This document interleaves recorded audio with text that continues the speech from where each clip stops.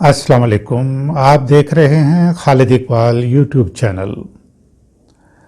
नाज़रीन, दुआ का कॉन्सेप्ट हर मज़हब में मौजूद है, ख्वाह वो डिवाइन रिलीजन हो यानी कि अल्लाह ताला की तरफ से बनाया गया मज़हब हो, या मैन मेड रिलीजन यानी कि यहाँ दुनिया में इंसानों के बनाए हुए मज़ाहब हों, लेकिन सब में दुआ का कॉन्सेप्ट मौजूद है।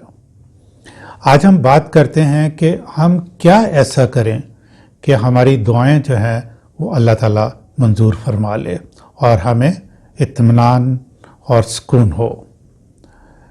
नाज़रीन, दुआ अरबी का लफ्ज़ है जिसके लुग़वी मानी इल्तिजा के हैं। मज़हबी लिहाज से दुआ से मुराद अल्लाह ताला से कुछ मांगने या फरियाद करने की है। गोया अपनी ख्वाहिश की तकमील के लिए अल्लाह ताला से कोई चीज़ मांगना यानी अल्लाह ताला को पुकारना, और इस समझबूझ के साथ और यकीन के साथ कि सारा कुछ उसी के पास है और वो मेरी ख्वाहिश पूरी कर देगा। नाज़रीन, ख्वाहिशात मादी भी हो सकती हैं और रूहानी भी हो सकती हैं, अपनी ज़ात के से मुतल्लिक भी हो सकती हैं और अपनी ज़ात के अलावा दूसरों के बारे में भी हो सकती हैं, औलाद के लिए, बहन भाइयों के लिए, दोस्तों के लिए या और किसी के लिए। रूहानी ख्वाहिश क्या है? या अल्लाह मुझे इत्मीनान क़ल्ब अता फरमा, या अल्लाह मुझे सुकून अता फरमा। और बाद अज़ मर्ग की दुआएं भी हो सकती हैं, या अल्लाह मुझे कब्र के अज़ाब से महफूज रख, या अल्लाह मुझे हज़रत मोहम्मद सल्लल्लाहु अलैहि वसल्लम की शफ़ाअत नसीब फरमा। घर, गाड़ी, अच्छी जॉब, कारोबार वगैरह के लिए ये सारी मादी ख्वाहिशात हैं। मालिक कायनात से तो सब कुछ मांगा जा सकता है, लेकिन उसने तफरीक कर दी है। क्या तफरीक की है? हलाल और हराम। और ज़िंदगी गुजारने के दुनिया में यही उसने असूल बनाए हैं। हराम के मानी है जिससे मना किया गया हो, और हलाल के मानी है जिसकी इजाज़त हो। अब सवाल ये पैदा होता है कि अगर हम हराम, ख्वाह वो कोई शय हो, फेल हो, अमल हो, उसके लिए दुआ करें यानी अल्लाह से तलब करें और उससे हम मांगे, तो क्या वो दुआ कबूल हो जाएगी? तो इसका जवाब बग़ैर किसी शक व शुबा के ये है कि हरगिज़ नहीं, कतन नहीं, क्योंकि अल्लाह ताला पहले से तयन कर चुका कि क्या हलाल है, क्या हराम है, क्या जायज़ है और क्या नाजायज़ है।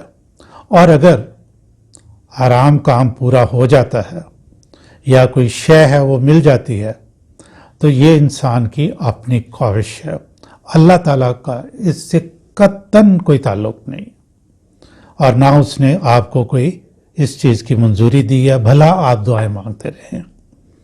ऐसे में जो मुतल्लिका शख्स है उस पे मरवजा क़वानीन के मुताबिक सज़ा होगी। ये बड़ी इम्पॉर्टेंट बात है जो कि एक फैक्टर आप समझ लें।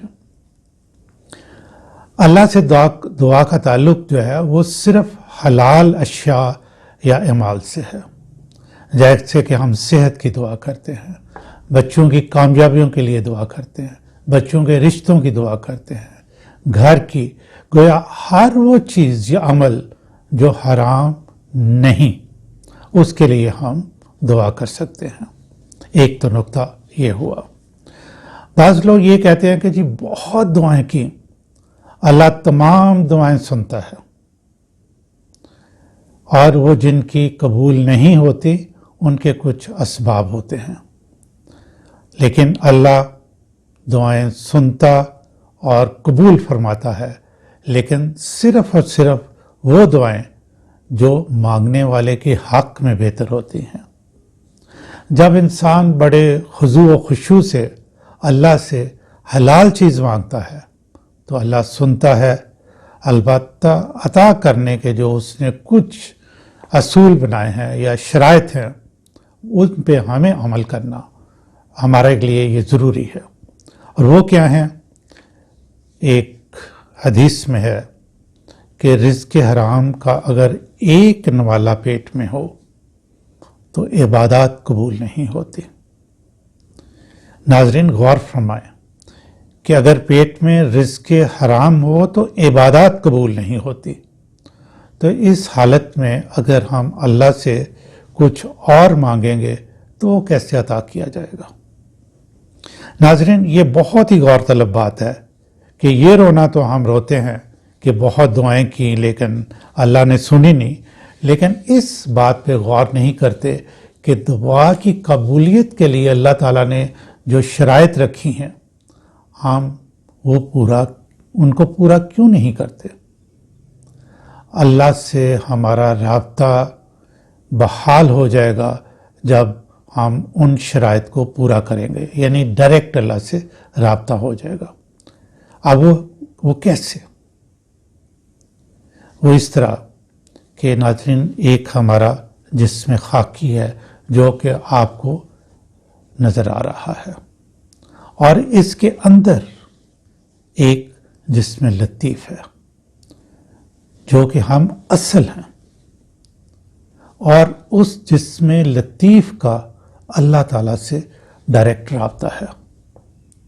ناظرین جب ہم سو جاتے ہیں تو یہ جسم لطیف جو ہے یہ ہمارے جسم خاکی سے نکل کر جہاں مرضی آئے چلا جاتا ہے، لیکن اس کا رابطہ جو ہے وہ ہمارے جسم خاکی سے قائم رہتا ہے.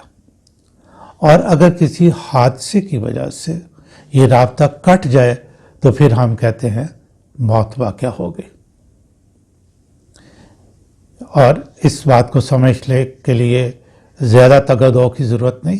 میں قرآن پاک کی ایک آیت جو کہ سورہ الزمر کی آیت نمبر 24 ہے اس کا ترجمہ آپ کو پڑھ کے سنا دیتا ہوں.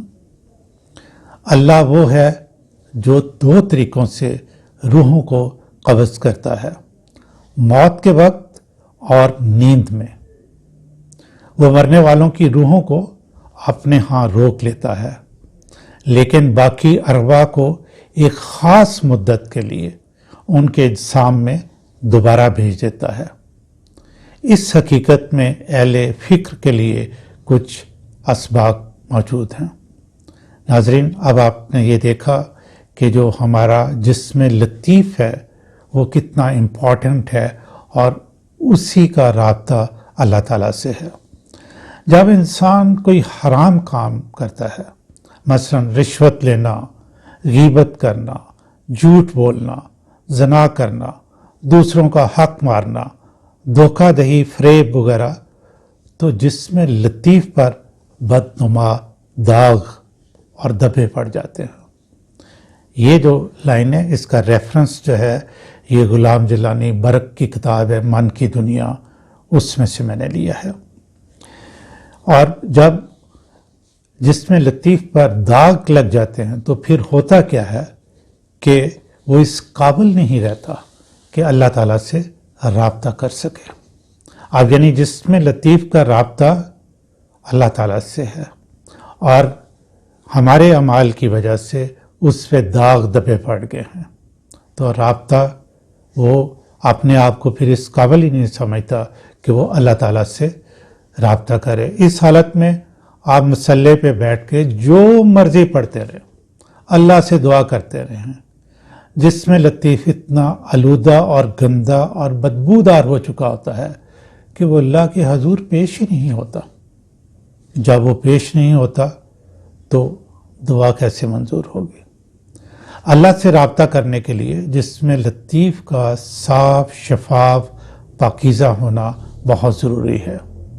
بس آپ اتنا کام کریں کہ جو حرام ہے یعنی منع کیا گیا ہے اسے چھوڑ دیں.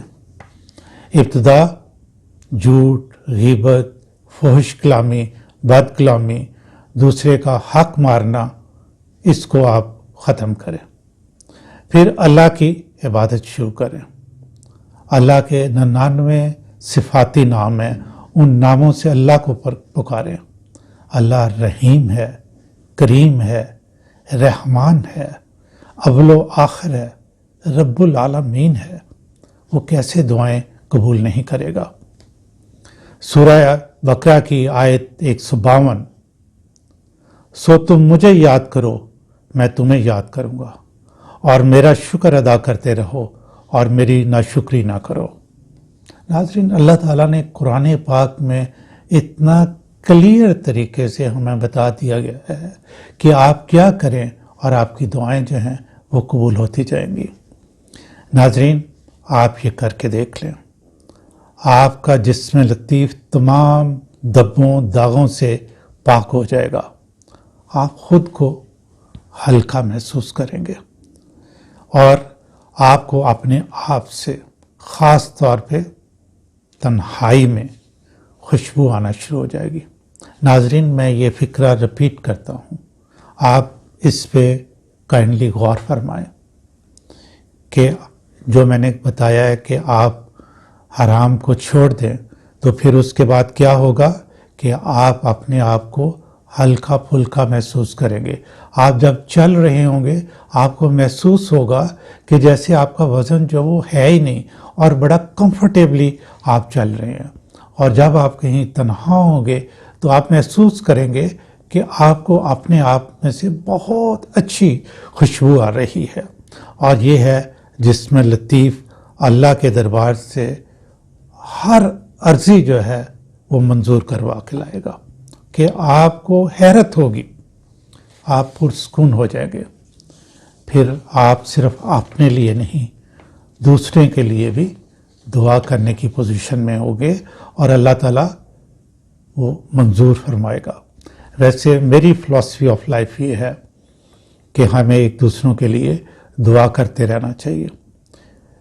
دعا کرنے سے خاص طور پہ دوسروں کے لیے اللہ تعالیٰ بہت خوش ہوتا ہے، اور شیطان غمگین جو کہ اللہ تعالیٰ سے کہتا تھا کہ یہ آدم کی اولاد ہے، یہ دنیا میں جا کے فساد پھیلائے گی۔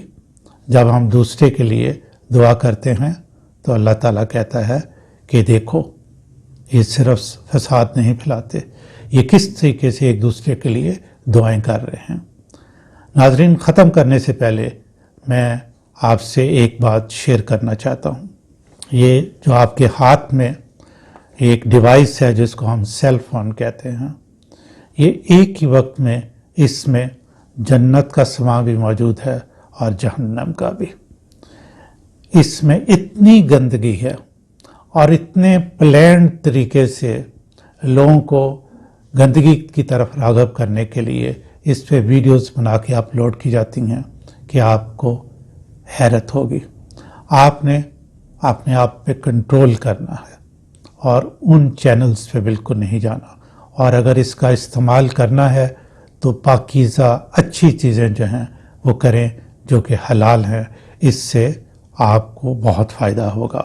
آپ ارادہ کریں، مصمم عمل کریں، دعائیں تو قبول ہونا ہی ہے، اور انشاءاللہ اللہ تعالیٰ کرے گا۔ خالد اقبال کی طرف سے آپ کے لیے بہت سی دعائیں۔